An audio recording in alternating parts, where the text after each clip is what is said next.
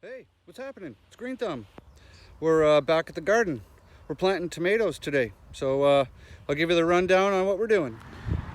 So we're planting, I think about 45 tomato plants today. I think I counted 34 holes in this row, and then, I don't know, there's like 15 or something up in there. So when you're digging your tomato holes and you're planting them, okay, you want to dig your holes relatively deep, because when you plant your tomatoes, you want to plant those things as deep as you can. The deeper your tomato plants get planted, the better your root system ends up developing, because if you plant them on the surface, right, you'll end up with more of a shallow root system. But when you plant your plants deeper, like I'm going to be burying probably at least a third of the tomato plants, depending on the size of the tomatoes. So, and all the little hairs on the stem of your tomato plant will actually, they'll grow roots, right? So, hey worm. Worms are important. So that's the plan for now. We're gonna start sorting out tomatoes. We've got Romas and Brandywines and Mortgage Lifters and Tommy Toes and Red Reef Hearts, and I'm not sure. We got a bunch. So that's what we're working on today. Just like a garden bomb all over the field. All right, here. Gonna show you guys the best way to plant your tomatoes. So in the bottom of that hole, right down there, I've got coffee grinds, Epsom salts, Gaia Green veg, fertilizer, the calcium from the eggshells that I mix with vinegar to turn them from calcium carbonate into calcium, and some blood meal. So you want your hole deep. And when you plant your tomatoes, you don't want your leaves to touch the ground. The number one vector for pathogens for tomato plants are soil-borne illnesses. So strip off everything that's going to be below ground or that's going to touch the ground. Okay? You want to be able to make sure that some of your stem is in the ground. Fill it in. Like that. Pack it down. I don't pack them down really hard. They don't really need to. And when we get some rain, it'll do that for me. And I'm just going to leave a depression around the ground. So when I water them, it'll give a place for the water to pool. See how this one's touching the ground? If we get rain, the rain's going to splash up onto this and get soil on there, and that can get the plant sick. So just pick it off. That's it. Easy peasy. Best way to plant tomatoes. Right, let's go for a walk through the garden. So we have cherry Romas, 3 empty holes because I'm trading tomatoes with another gentleman over there. These are San Marzanos, best tomato in the world. These are Romas. So the Romas and the San Marzanos are going to be for spaghetti sauce. They're a paste tomato. Here we have Mortgage Lifters,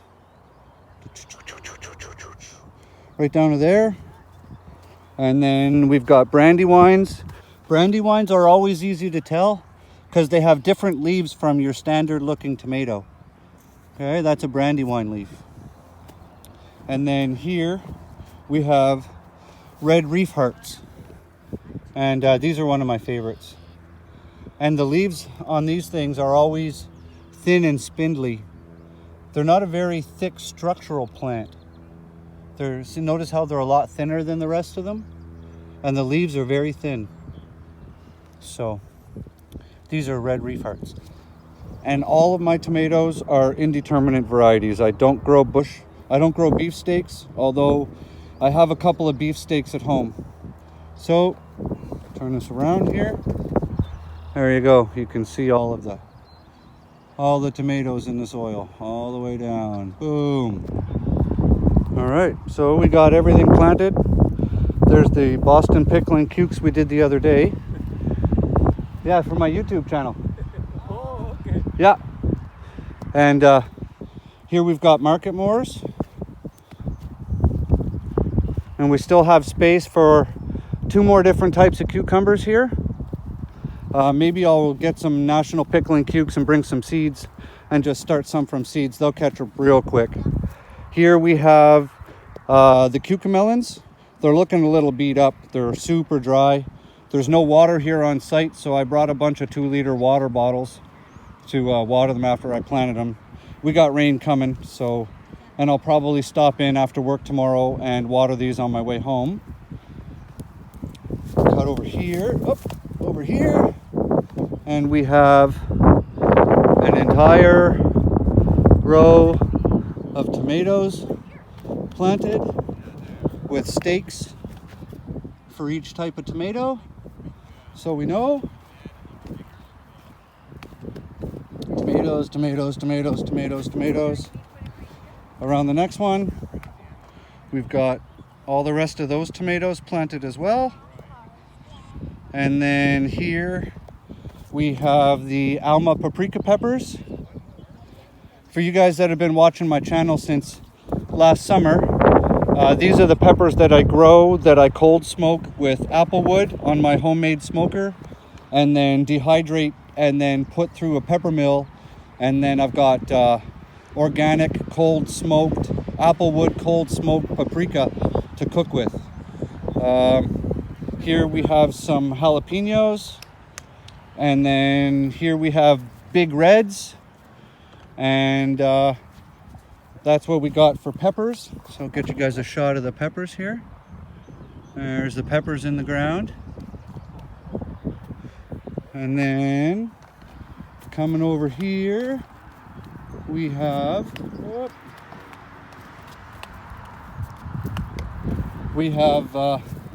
two different types of kale here.